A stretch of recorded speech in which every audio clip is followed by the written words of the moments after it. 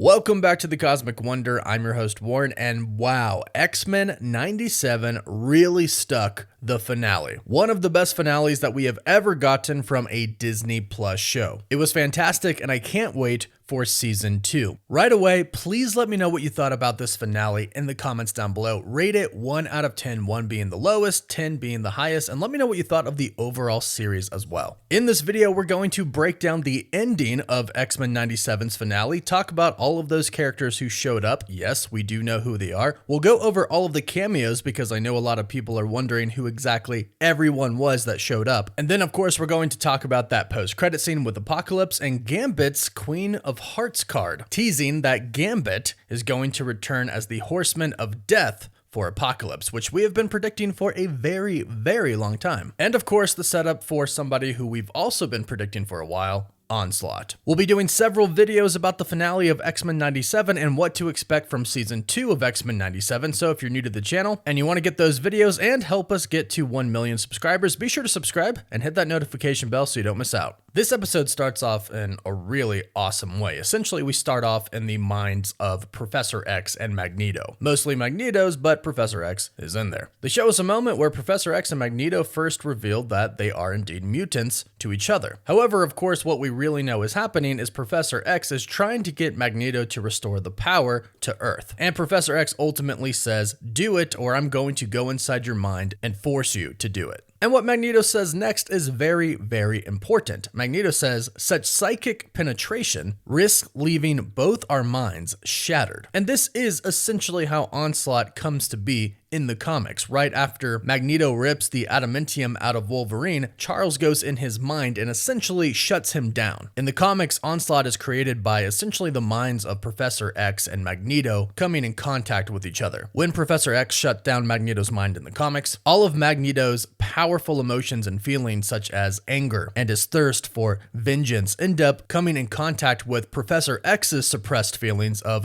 anger and grief. All of these feelings that had built up over the last essentially 30 years. All of their negative feelings combined, and essentially they create Onslaught. He would remain in Professor X for some time, but eventually Onslaught would come out and he would be one of the most powerful beings there is, a combination of Magneto and Professor X, having the powers of both of them and more. Now this, to me, clearly seems like a setup for Onslaught in the future. Magneto refuses to restore the Earth's power, so Professor X goes inside his mind and does it for him. It clearly seems like in this moment their consciousnesses are coming together, which probably is the start of Onslaught coming into the picture. I'm not sure if he'll show up in season 2 or save this for something big in season 3. I am, however, glad that he didn't show up here in the finale. I think that would have been too much with not enough time for it to really play out in the finale. But either way, it does look like they are teasing that he is eventually going to be coming to X-Men 97. Now, Professor X is very successful in going into Magneto's mind and forcing him to restore the power.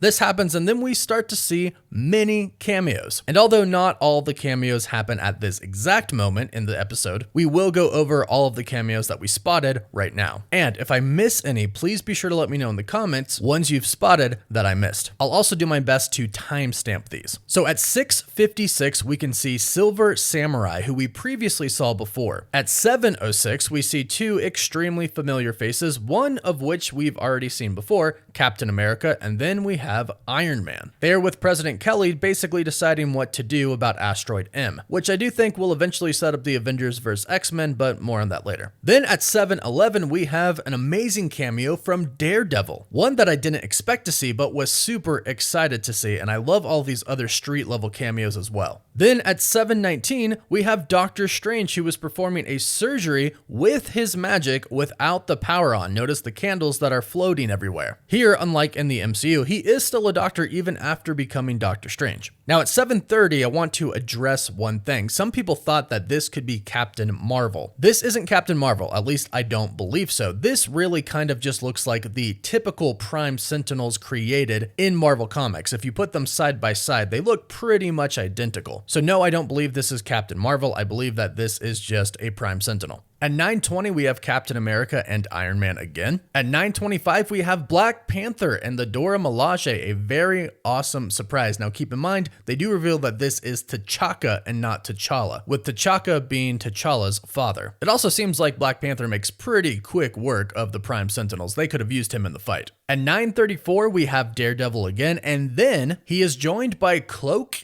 and Dagger. Cloak and Dagger are teenagers who were injected with a synthetic heroin that gave them the powers over light and the dark force. Cloak has the power to teleport and essentially become intangible, untouchable through the dark force, and Dagger can create daggers of light, and she can also heal. Some of you might have caught the Marvel show Cloak and Dagger, in which it's really cool to see them make a cameo in X-Men 97 with Daredevil. Then at 9:40, we get Omega Red, Crimson Dynamo, and Dark Star. In the comics, Omega Red was injected with the Soviets' super soldier serum. They then implanted the retractable tentacles that we see come out of him that were made out of carbonadium, which was their attempt of reproducing adamantium. And these tentacles allow him to drain the life force out of people, which is kind of essential because they also drain the life force out of him. They essentially poison his body, so he is forced to drain the life out of other people. So this is basically a Soviet superhero team right here, or a Soviet villain team, I might say. Then at 9:44, we have some really cool cameos. We have Psylocke, North Star and Aurora, Cypher, and Puck, and they are at the ruins of Genosha in this scene. Then at 11:49, we get another and better look at Crimson Dynamo, Dark Star, and Omega Red. At 11:52, we get another look at Cloak and Dagger and Daredevil. Then at 12:01, we see Iron Man and Captain America again. At 19:24, we have Black Panther T'Chaka again. And at 19:32, we have Captain America. We can see the look of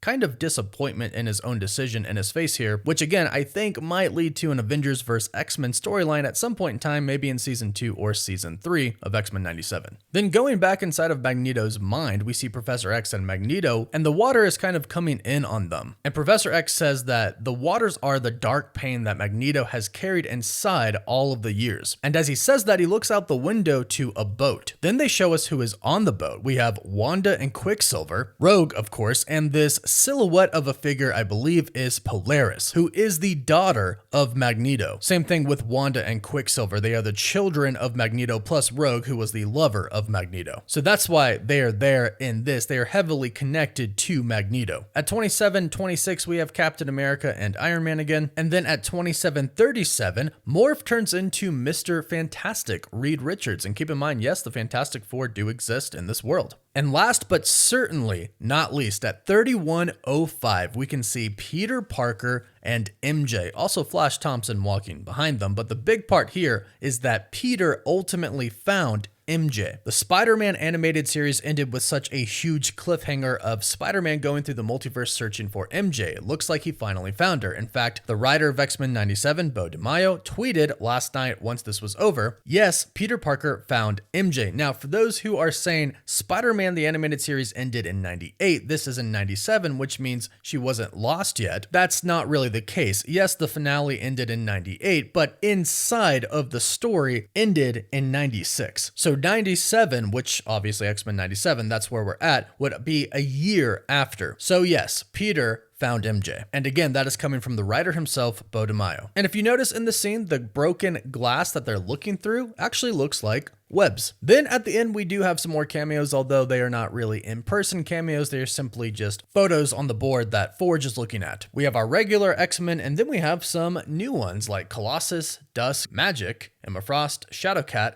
Exodus, Havoc, and Iceman, and those are our awesome cameos. Now it ends with the X-Men defeating Bastion and Magneto saving Earth from Asteroid M. But as this happens, the X-Men get pulled through different points in time, both having to do with Apocalypse and possibly even Kang. Some of them get pulled to Egypt, 3000 BC, in the past. Here we have Rogue, Nightcrawler, Professor X, Beast, and Magneto. Then some others get pulled to the future, 3960 AD. And here we pretty much just have Cyclops and Jean. And this was very intentional by whoever brought them here, which I believe I know who it possibly could be. In both of these timelines, both groups of the X-Men meet very, very important people. Back in Egypt, Professor X and the gang save a mysterious person who reveals himself to be In Saba Noor, otherwise known as Apocalypse, which is why Beast eventually says, oh dear. Now, when En-Sabah-Nur is young in the comics, Kang the Conqueror comes. He makes himself Rama-Tut, the ruler of Egypt, and knowing who En-Sabah-Nur will become, Apocalypse, in the future, since Kang is from the future, he seeks him out. Now, when he was just an infant, En-Sabah-Nur was abandoned because of his gray skin and his blue lips. Baal of the Sandstormers rescued him and took him in. But when Kang sought En-Sabah-Nur, he also sent his people to destroy the Sandstormers, and they killed Baal. So En-Sabah-Nur sought revenge on Kang. But before he dies, Baal reveals advanced alien technology hidden in a cave that was left behind from Celestials. And essentially, En-Sabah-Nur would kind of fuse with this new technology. One of his abilities is technopathy, much like we saw Bastion do. He can communicate with technology. He also has biomorphing abilities, which is probably the biggest thing about Apocalypse. He can change his body, his molecules, transforming his arms into wings or even jets. Eventually, he ends up falling in love and the woman rejects him, and this causes him to rampage and his true powers to come out, in which Rama-Tut gets super scared and just leaves. And this is the start of Apocalypse. And I do believe we are essentially going into an Age of Apocalypse storyline with season 2, with some of the X-Men trying to stop him in the past, some in the present, and then of course some in the future. Speaking of the future, let's go to the future to Cyclops and Jean. They meet Mother Ascani, who is actually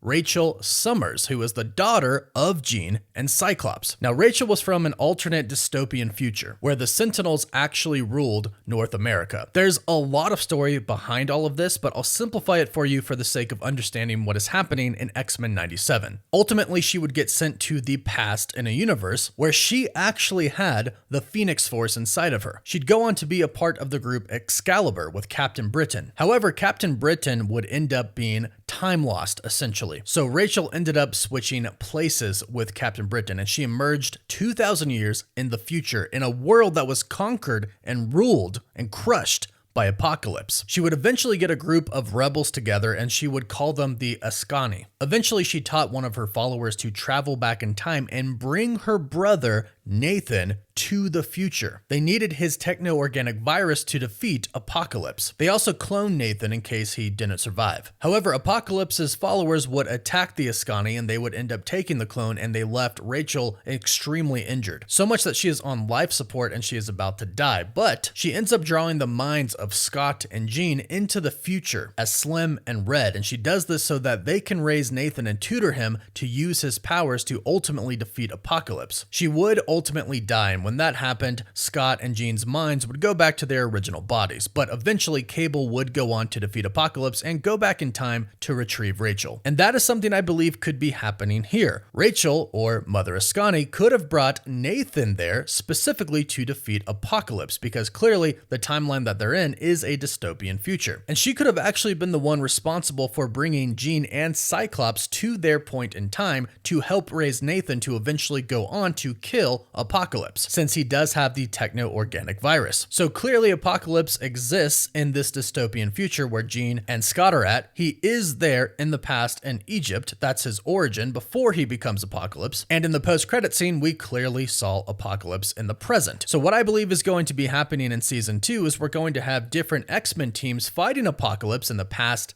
present, and future, ultimately trying to prevent a dystopian future where Apocalypse rules everything and he beats everybody. That is what the ending of X-Men 97 is setting up for season 2. Now, going into the post-credit scene where Apocalypse has Gambit's Queen of Heart cards, which is the one that he had for Rogue, by the way, this is clearly implying that Gambit is going to be one of Apocalypse's horsemen, specifically Death, because he died, so that makes sense. Now, Apocalypse does have the power to bring Gambit back, and that is what he is going to do, making him his horseman, meaning the X-Men are probably going to have to fight Gambit at some point in time in season 2. The only question is, who are the 3 other horsemen going to be? Keep in mind, we don't know where Wolverine, Storm, or Morph is. And some people in my chat in the live stream last night, which got taken down due to copyright, I showed a little bit too much, but we had a good time. Some people in the chat pointed out that maybe Wolverine, Storm, and Morph could be the other horsemen. It's definitely definitely a possibility, and I'm super curious to see where they wound up and what time they wound up in. If you have any theories, let me know in the comments down below, and if you think that they could be the other Horsemen of Apocalypse, let me know as well. So that is the breakdown for the ending and the post-credit and the cameos for X-Men 97's finale. Please let me know what you thought of the finale in the comments down below. Did you love it?